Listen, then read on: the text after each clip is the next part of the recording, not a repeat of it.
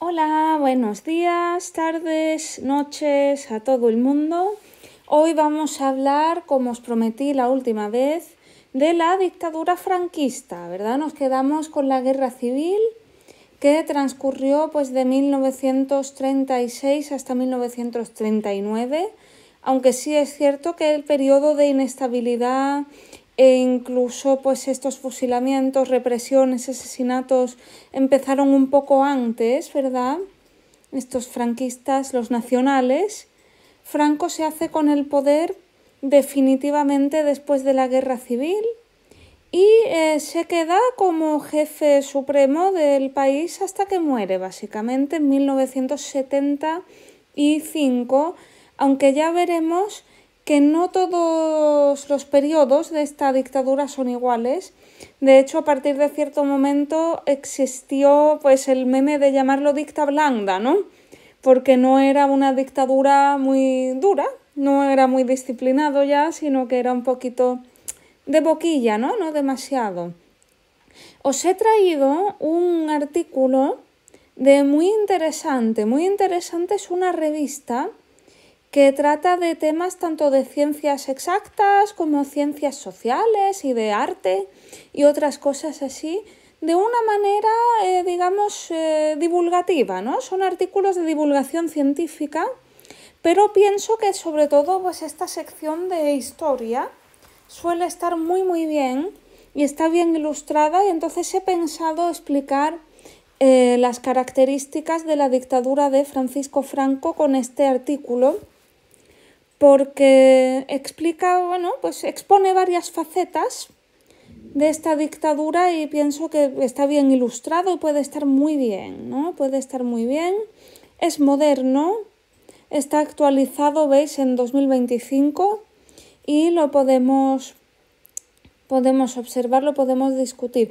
Ignorad, porfa, los anuncios a menos que queráis comprar un automóvil, ¿no? Aquí nos proponen un Peugeot. Vale. Bueno, ¿qué es lo que ocurre? Cuando termina la guerra civil, el general Franco, que había sido el militar más destacado de este conflicto, del bando vencedor, se hace con el poder, ¿no? Se hace con el poder y constituye un gobierno autoritario de carácter unipersonal, básicamente. Bueno, tiene sus ministros y tiene sus cosas, pero es un culto de la personalidad, ¿no? Todo está alrededor de Franco. Incluso es bastante famosa su familia, después su hija sale en la tele, ¿no? Como las familias reales, un poco hoy en día. Y va a durar 36 años, casi 40 años, desde 1939, que termina la guerra, hasta 1975, que es cuando muere Franco, ¿no? Muere el dictador y se acaba, porque hay un periodo de transición del que hablaremos también, ¿no? Del que hablaremos también. Vale, ¿cómo se inicia el franquismo? ¿Cómo llega Franco al poder? Pues como habíamos dicho, primero porque había sido un líder militar muy destacado, ¿verdad? Había sido un líder militar muy destacado y entonces tenía esta autoridad que le quedaba del momento de la guerra, ¿no? Después, ¿qué más ocurre? Que hay varias facciones políticas que lo apoyan porque lo ven capaz de devolver el orden al país. Piensan que hay mucho caos, es un periodo de posguerra, de penurias, de hambre, de reconstrucción, y es una figura de carácter más o menos fuerte que puede traer, orden y estructura a España, se supone. Vale, tiene poder absoluto y sin embargo, bueno, pues también tiene un sistema, ¿no? Obviamente él es la figura más destacada, pero es apoyado por el movimiento nacional, que son la Falange, de la que ya hablábamos el otro día, ¿verdad? Este grupo fascista. La Iglesia Católica mayormente apoya a Franco, aunque había también curas comunistas llamados curas rojos, pero ya veréis que son reprimidos bastante rápido. Monárquicos, ¿no? Gente que apoyaba el poder del rey, pues a falta de rey, a falta de pan buenas son tortas, a falta de rey bueno es Franco, ¿no? digamos, y también los militares, debido a que Franco era militar. Todas estas personas encuentran un líder común que piensan que va a defender sus intereses. Franco también es muy versátil, al final resulta, bueno, como es militar, es un estratega inteligente, ¿no? Que consigue adaptarse a estas circunstancias. Bueno, ¿qué podemos decir? ¿Cuál es el contexto histórico del franquismo en España? Pues se da la guerra civil, inmediatamente empieza la Segunda Guerra Mundial y España en 1939, mientras Europa y el resto del mundo luchan en la Segunda Guerra Mundial, pues es neutral porque Franco se pone de acuerdo con Hitler un poco que no tiene nada para mandar, ¿no? Básicamente. Pero bueno, lo que buscan es restablecer el orden, aunque tienen que renunciar a tener libertad y a tener derechos democráticos, ¿no? Derechos democráticos. Vale, pues el principio es muy afín a Italia y Alemania, ¿no? Se asocia con el eje, con el nazismo, con Mussolini, pero, sin embargo, a partir de 1945, cuando los aliados ganan la Segunda Guerra Mundial, Franco tiene que cambiar de estrategia un poco y buscar su sitio en un mundo que es el de la Guerra Fría, ¿verdad? Tenemos los dos bloques y ya veremos que Franco va a estar más apoyado por Estados Unidos que otra cosa a nivel de relaciones exteriores, porque claro, al ser un régimen fascista, el régimen de la Unión Soviética, que es comunista, obviamente es su enemigo natural, ¿no? Es más bien como eso, el amigo de mi amigo es mi... No, perdón, el enemigo de mi enemigo es mi amigo, ¿no? Es lo que dicen básicamente, ¿no? Básicamente. ¿Cómo comienza el movimiento nacional, que es el partido de Franco? Pues al principio de forma bastante caótica, es gente muy diferente, muy mezclada, y no tenían una ideología clara, ¿verdad?, en común.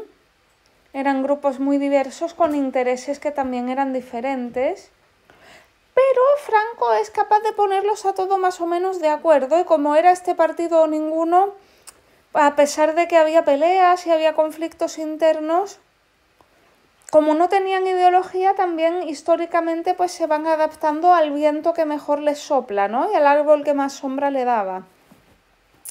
Vale, bueno, aquí lo tenemos: anticomunismo, nacionalismo, catolicismo, pero aplicado pues según el interés de cada uno y del interés de cada momento histórico, pues se mantienen en el poder, ¿no? Se mantienen con Franco a la cabeza en el poder, aunque una vez muere Franco, que es el factor que tienen en común, este movimiento nacional se destruye porque no tienen cohesión ideológica, no tienen unas líneas del partido claras. Bueno, había varios grupos, ¿no?, que son leales, ya lo hemos dicho: la Falange de Primo de Rivera, el Ejército, la Iglesia Católica, esto ya lo hemos dicho. Y tenían un concepto muy especial, que era el de democracia orgánica, ¿no? El de democracia orgánica, para justificar este régimen autoritario. Lo que dice es que la democracia natural, el aspecto que tiene, es el régimen de Franco. Es decir, que el sistema que había pensado Francisco Franco era una evolución, era un modo más avanzado de la democracia 2.0, ¿no? Porque él pensaba, o decía por lo menos, que pensaba, no sé lo que pensaba verdaderamente, que estas cosas de tener varios partidos que se pelean unos con otros, tanto debate, tanto pluralismo y libertad de expresión y eso, lo que hacía era causar problemas, que lo que tenía que ser es todo el mundo con el mismo objetivo, ya habían encontrado la ideología verdadera y que era un sistema pues moderno, más avanzado, que todos somos amigos y vamos hacia... que ¿para qué quieres libertad de expresión si estás de acuerdo conmigo, no? Pues básicamente es esto, pero no era así, ¿no? La realidad era una dictadura en la que Franco tenía el poder absoluto, que internacionalmente no se lo creyó nadie y nacionalmente, bueno, supongo que en todos los países hay gente con un coeficiente intelectual más bajo que otra, ¿no? Y sabemos cómo va la cosa, pero se podía ver claramente que no era una democracia para nada. El franquismo no tuvo una constitución como tal, pese a que en España ya sabéis de los vídeos anteriores que somos fans, ¿no?, de crear nuevas constituciones. Lo que hizo fue ir poniendo algunas leyes poquito a poco que eran pues la base, ¿no?, la base de su sistema: ley del trabajo, ley constitutiva de las Cortes, ¿no?, para Congreso y Senado, el fuero de los españoles, son leyes generales, ley de referéndum para votar ciertas cosas, que siempre salía lo que Franco decía, ¿no? Era sí o sí. ¿Qué votas? ¿Sí o sí?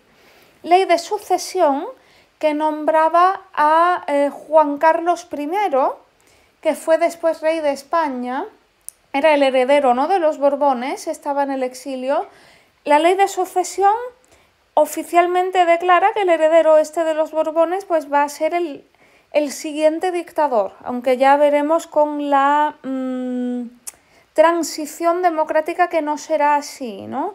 La ley de principios del movimiento nacional, que tiene que ver con este partido, y la ley orgánica del Estado, que es la última, que solo va a estar activa 9 años, ¿no?, porque la firma en 1966. Bueno, pues, ¿qué es lo que hacen? La ley del trabajo, o sea, política laboral, lógicamente, ley de sucesión, ya lo hemos dicho, puede elegir quién va a ser el próximo dictador, va a elegir a Juan Carlos I, que no va a seguir en esta línea, ¿verdad? Y pues cada una pues en su área, ¿no? Aquí tenéis al embajador alemán, ¿veis? Con Franco. Vale, ¿qué ocurre? Después de la guerra pues hay hambre, hay falta de recursos, existen las cartillas de racionamiento, que son pues como cupones. Si preguntáis a vuestros abuelos y cosas así, en PRL, ¿no?, en esta Polonia comunista, también había cartillas. Había cosas que solo se podían comprar pues, con unos papelitos, ¿no?, con unos boletos que te daban para el tabaco, para la carne, para el pescado, ¿no? Pues es eso, ¿no? Son las cartillas del racionamiento, y muchos españoles no tenían suficiente, ¿verdad?, y dependían del mercado negro, del tráfico de productos. Mi bisabuela se dedicó a esto. Después de la guerra iba a los pueblos y en el mercado negro pues traía comida, sobre todo carne y embutidos y tal, a la ciudad y los vendía. O también se lo daba de comer a sus hijas. Por eso mi abuela y mi bisabuela vivieron las dos 90 años, básicamente, ¿no? Las dos. Y estaban muy sanas de pequeñas. Había un mercado negro bastante activo, mucha gente que se dedicaba a esto. A partir de la década de los 50, el régimen de Franco ya no es tan cerrado, sino que empieza a abrirse y recibe ayuda del exterior, ¿no?, del exterior. Aún hoy en día hay personas mayores que tienen miedo del hambre. Yo me acuerdo, mi abuela, cuando éramos pequeños, nos decía, come, come, come, teníamos que comer todo, ¿no? Y te pongo más. Yo creo que los abuelos son todos así, ¿no? Vale, lógicamente, seguimos, el régimen de Franco tiene un sistema de represión y de vigilancia, de espionaje, para censurar a sus opositores, ¿no? Mete gente en la cárcel, tenía pena de muerte, que la usa mucho al principio, sobre todo, y un poquito al final, para casos que él considera o que eran, depende, ¿no? Algunos eran, otros no, de terrorismo. Pero básicamente, muy importante también es la ley de represión de la masonería y el comunismo. Van juntas las dos cosas.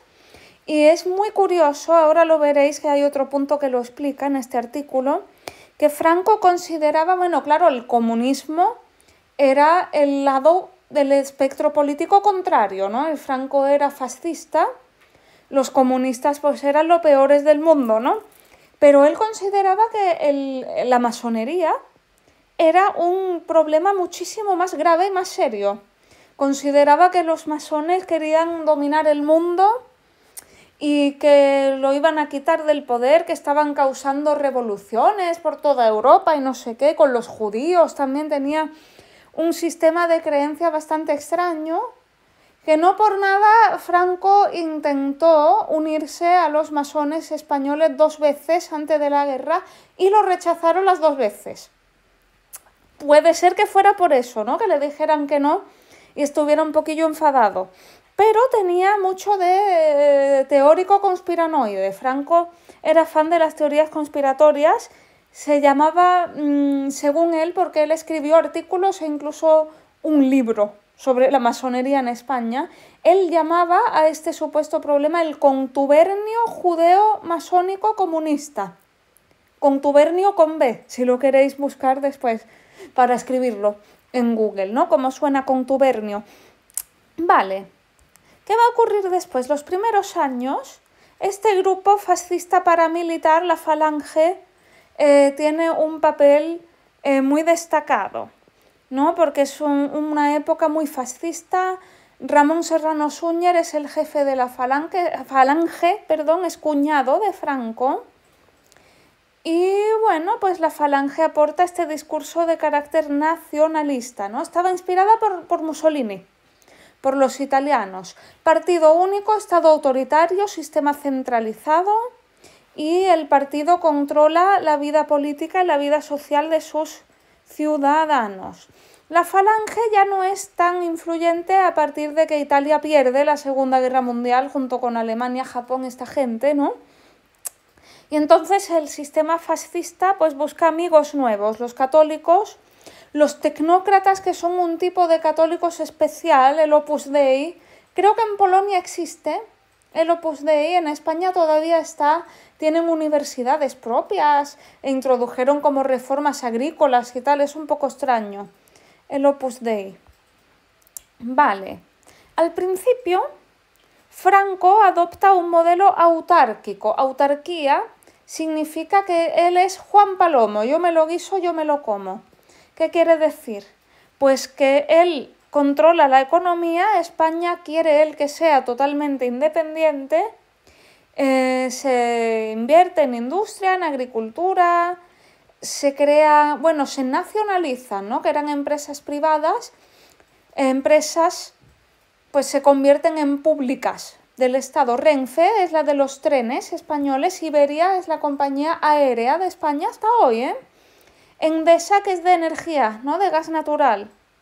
Pero es desastroso, muy difícil un país aislado, ¿verdad? Con una economía totalmente independiente, sin posibilidad ni de tener comercio con el exterior, ni de tener inversores, ni de tener ayudas después de la guerra. Fatal, ¿no? Fatal, fatal. A partir de la década de los 50 se abre económicamente y se buscan alianzas internacionales. Por lo tanto, esto va a influir también. El carácter ideológico del régimen es nacionalista y católico, ¿no? Franco utiliza la religión como un justificante, una justificación moral del sistema de su dictadura, ¿no? Él es defensor de la fe católica, de los valores tradicionales, la familia tradicional. La Iglesia Católica adquiere muchísima más influencia. Y bueno, pues esto ayuda durante varios años a Franco, que aquí lo tenéis en una iglesia de Santa María. Ese es Franco, su mujer, creo. Y aquí hay pues algunos dignatarios de la Iglesia Católica Española, ¿no? Vale, bienvenido Mr. Marshall. Esto se refiere a que llega el plan Marshall, el plan de Estados Unidos, que yo esto lo puedo contar muy fácilmente con historia de mi familia. Yo de esto no me acuerdo porque todavía no soy tan mayor.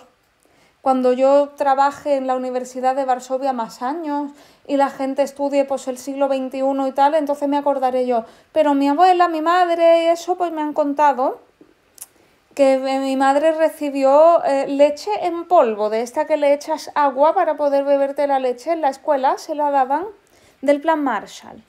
¿no? ¿Y qué es lo que pasa? Hay un acuerdo en 1953 y esto hace que España empiece a recibir ayudas económicas, ¿no? También se abren varias bases militares estadounidenses. Una de las más destacadas, la base de Rota, que está en la provincia de Cádiz. En 1955, España entra en la ONU, ¿no? Fijaos, la ONU y toda esta gente no tiene problemas en hacer negocios con dictadores si es lo que le conviene. Eisenhower en 1959 visita España, lo cual quiere decir que legitimiza el régimen, ¿no? Si va a verte un presidente y habla contigo y tal, pues significa que te reconoce también como jefe del Estado. Y hablamos de Estados Unidos. Llega el Plan Marshall, España empieza a avanzar económicamente y esto contribuye a cambiar la percepción de España, pues dentro de España y fuera, ¿no? Porque si Estados Unidos apoya a España y otros países occidentales hacen lo mismo, y Franco se queda en el poder mucho más tiempo. Bueno, al final la culpa va a ser de Trump y de Elon Musk, ¿no? Bueno, pero no vamos a... Aquí lo tenéis, contubernio, ¿no? Esto es lo que yo estaba hablando. No nos vamos a detener muchísimo en esto porque eran las tonterías que decía este hombre, ¿no? Pero vaya, había una alianza especial, igual que él había juntado, ¿no?, a católicos, ejército, falange y toda esta gente, él pensaba que los masones, los comunistas y los judíos habían hecho 3/4 de lo mismo y que cualquier problema que hubiera en el país pues era culpa de esta gente conspirando por detrás, ¿no?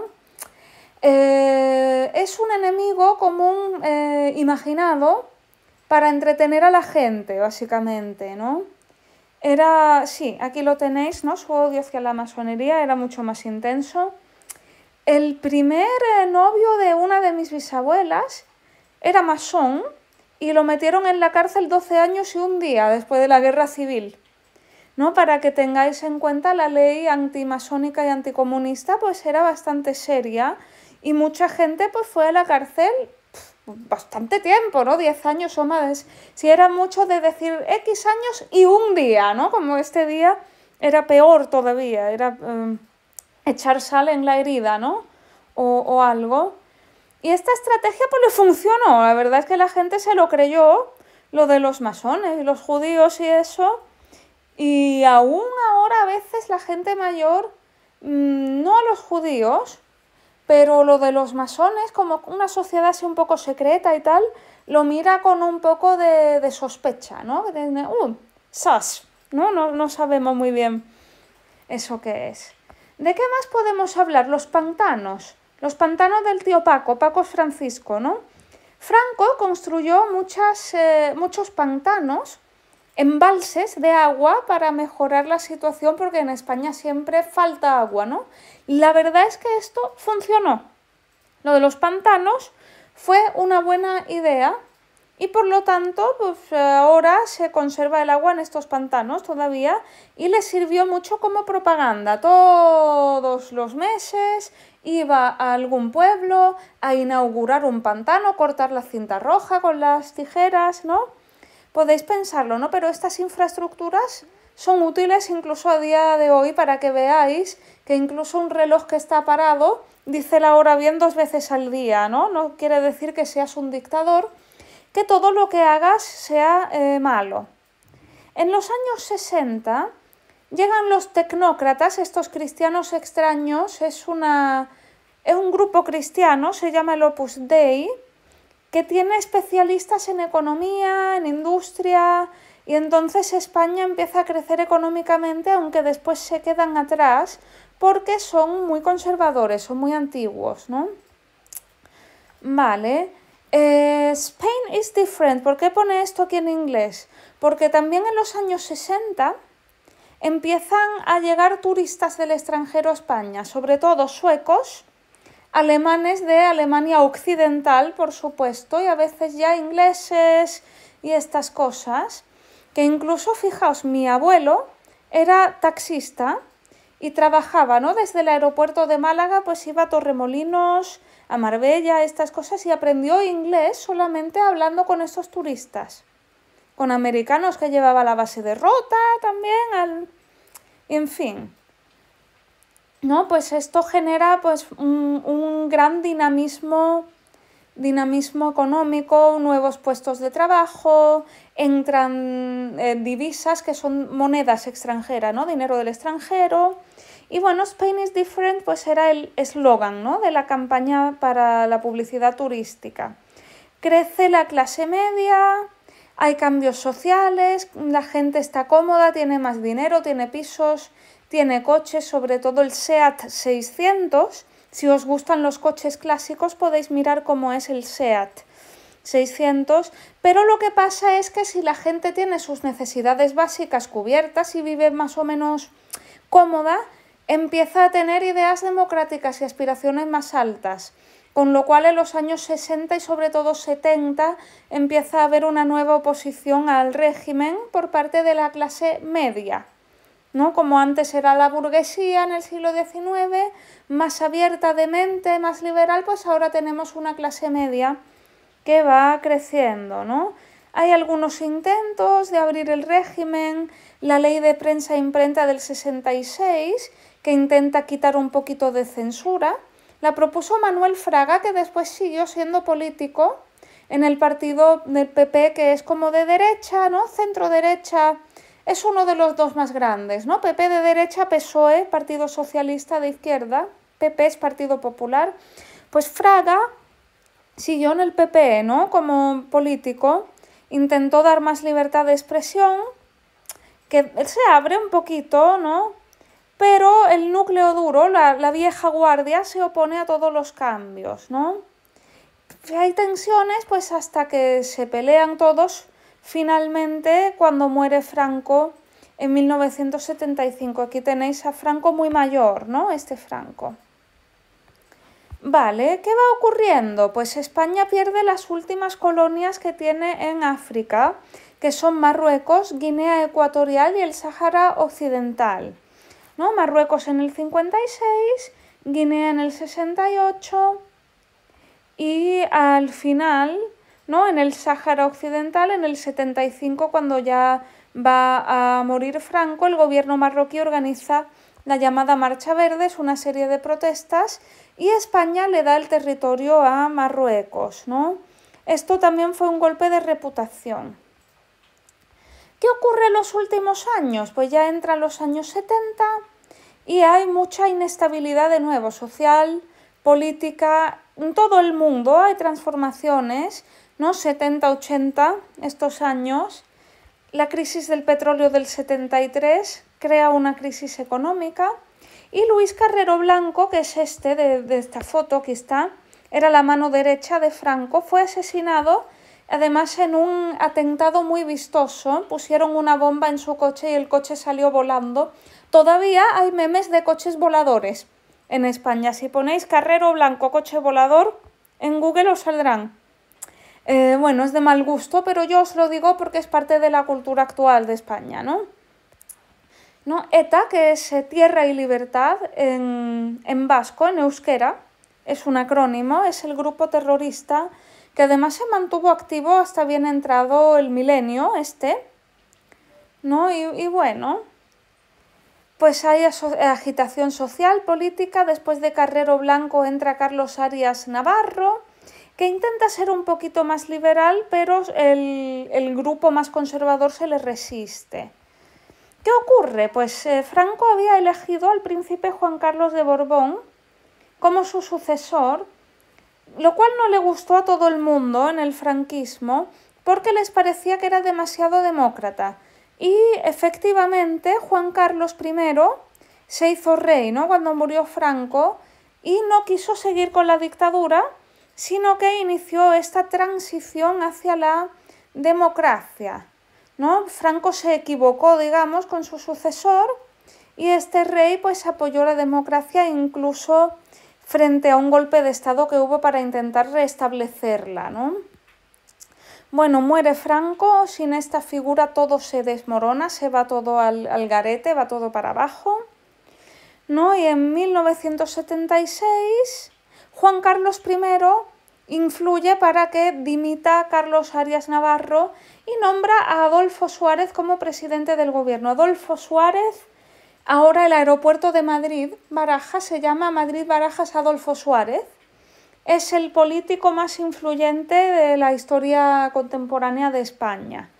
Es un político totalmente al final de centro, ¿no? Se quedó con un partido de centro-centro que ya no existe y fue el artífice, planificador y ejecutor de la transición española hacia la democracia. Yo pienso que todo el mundo quiere a Adolfo Suárez, que murió hace unos poquitos años, ¿no? Desmantela el franquismo desde dentro, quita estas cosas autoritarias, aprueba la ley para la reforma política en el 76, después se legalizan los partidos, diferentes partidos en el 77, hay elecciones y en 1978 se firmará en diciembre la Constitución que tenemos actualmente en España, ¿no? Bueno, desde principios de la dictadura había habido opositores, por supuesto, ¿no? Estaba el PSOE, sindicatos, ¿no? Como la CNT, la UGT, que en el ámbito clandestino se habían resistido, en el ámbito nacional, personas que estaban en el exilio, figuras de la cultura exiliadas o incluso desde dentro, ¿no? Y esta resistencia pues preparó el terreno para una pluralidad política que verdaderamente, aunque era clandestina, nunca había dejado de existir. Aquí habla un poquito de la gente de letras, ¿no? Nos habla del control que había sobre la cultura, la expresión artística, no había libertad de expresión.